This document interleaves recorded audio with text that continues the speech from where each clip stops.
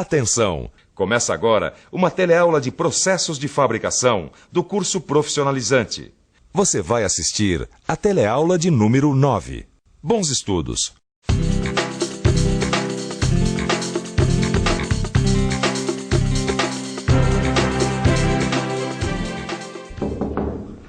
Ô, Ananias, tudo bom? Tudo bem. Olha só o que eu achei no porão da minha casa.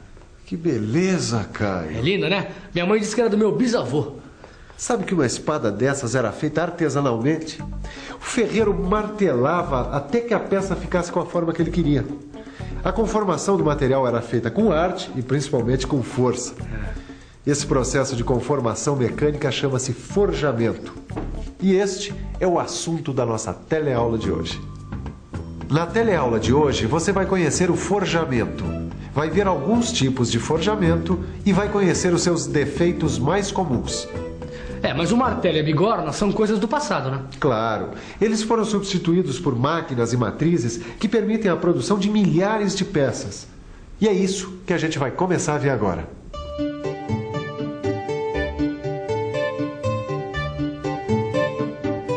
Joana, você sabe o que ele está fazendo? Sei, ele está malhando um material para fazer alguma coisa. Isso mesmo.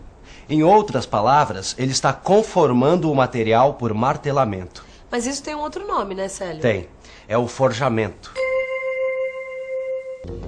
O forjamento é um processo de conformação mecânica que deforma o material por martelamento ou prensagem.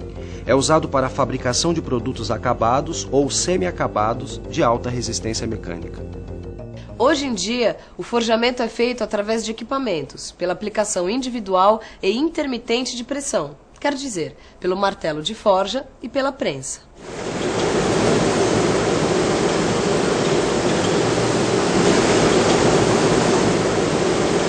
Além da laminação, da extrusão e da trefilação, agora eu aprendi outro processo de conformação mecânica, o forjamento. O forjamento pode ser por martelamento ou por prensagem.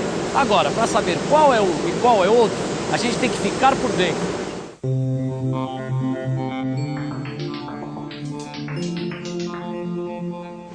O forjamento por martelamento é feito com a aplicação de golpes rápidos e sucessivos no metal.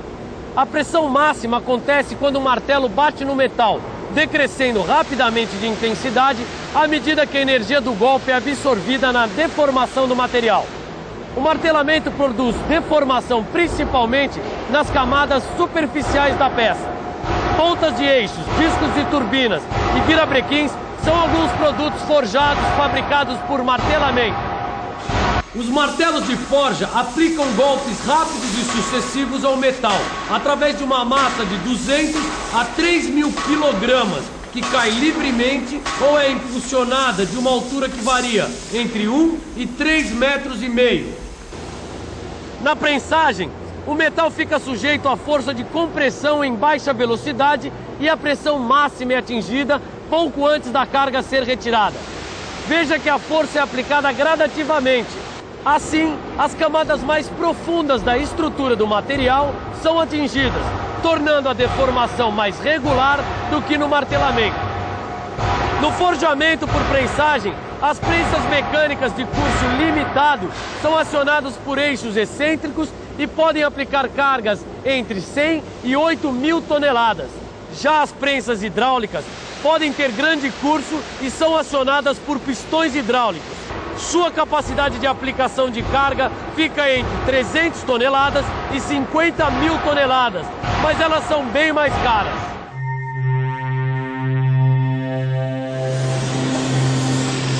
As operações de forjamento são realizadas a quente, em temperaturas superiores às de recristalização do metal.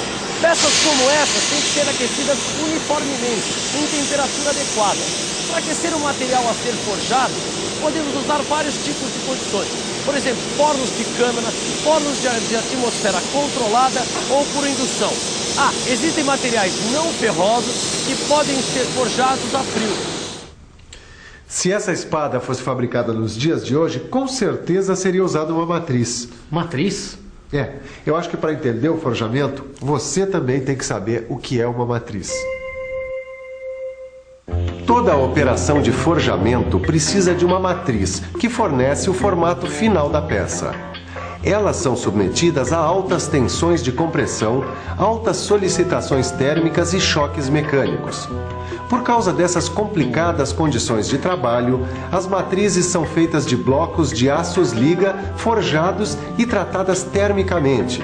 E quando as solicitações são maiores, elas são fabricadas com metal duro. O forjamento é feito em matrizes abertas ou em matrizes fechadas.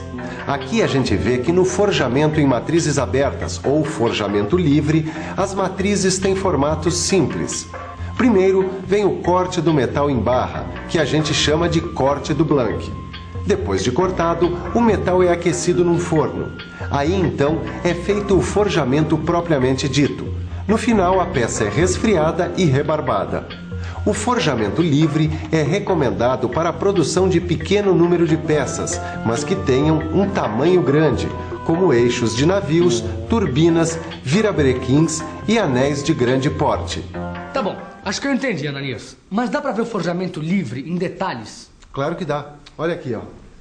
Aqui nessa ilustração, a gente vê algumas etapas do estiramento de parte de uma barra. Esta é a peça inicial. E esta, a peça final. A operação é iniciada com uma matriz de pequena largura e o estiramento acontece através de golpes sucessivos e avanços da barra.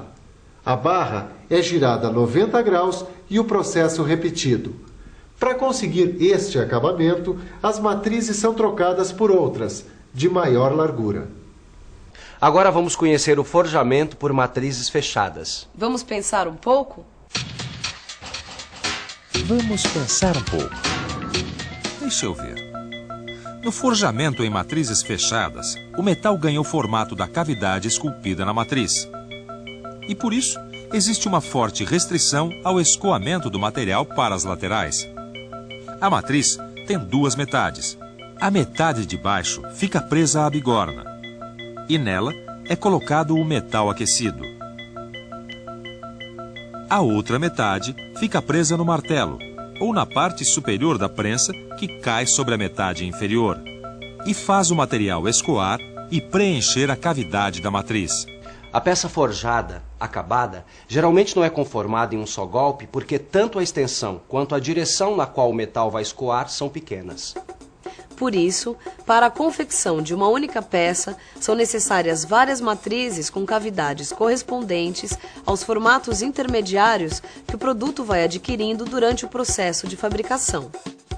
A matriz apresenta uma cavidade extra em sua periferia e que tem o objetivo de conter o excesso de material que garante o preenchimento dela durante o forjamento. Esse excesso se chama rebarba e tem que ser retirado da peça logo depois por corte. Já deu para perceber que a rebarba é um dos problemas do forjamento por matriz fechada. Por isso, as matrizes apresentam calhas que evitam que a rebarba seja muito grande. Muito obrigado, seu Capeleto. Valeu mesmo, viu? O seu Capeleto sabe tudo sobre forjamento.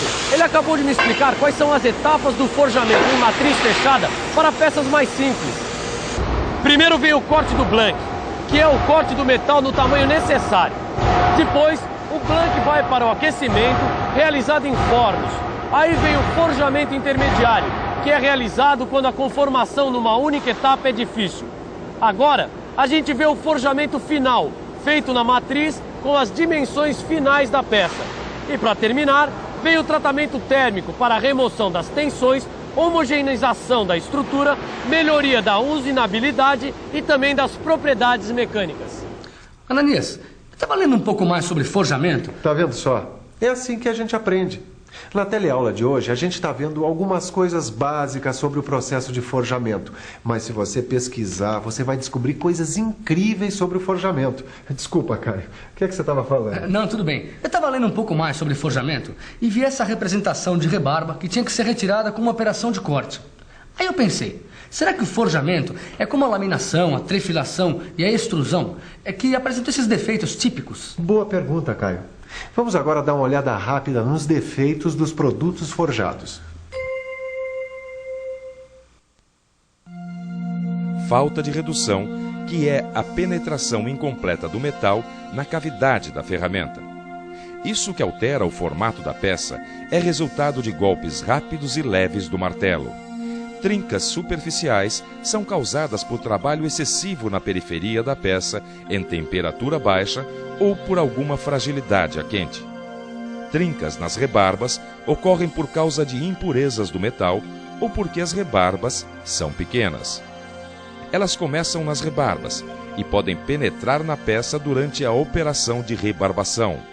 Trincas internas, que como o nome mesmo diz, começam no interior da peça como consequência de tensões originadas por grandes deformações. Outros defeitos, como gota fria e incrustações de óxidos, podem ocorrer nesse tipo de processo. Bom, agora eu vou dar uma olhada caprichada no meu livro de estudos, porque tem muita coisa para aprender sobre os defeitos dos produtos forjados. E não dá para bobear, né? Por que você não faz como o Caio, hein? Pegue o seu livro de estudos e fique ligado. Vem aí a revisão. E atenção, se liga aí que é hora da revisão. Na teleaula de hoje, você conheceu mais um processo de conformação, o forjamento. Viu que o forjamento pode ser feito por martelamento e por prensagem. Aprendeu o que é uma matriz. E viu que o forjamento pode ser feito em matrizes abertas ou em matrizes fechadas. Finalmente, viu alguns defeitos que podem aparecer em produtos forjados. Hoje você ficou por dentro de mais um processo de conformação mecânica. E se você quiser forjar o seu futuro, não esqueça de dar uma boa revisada no seu livro de estudos. Na próxima teleaula tem mais um novo processo de conformação mecânica. Boa sorte e até lá.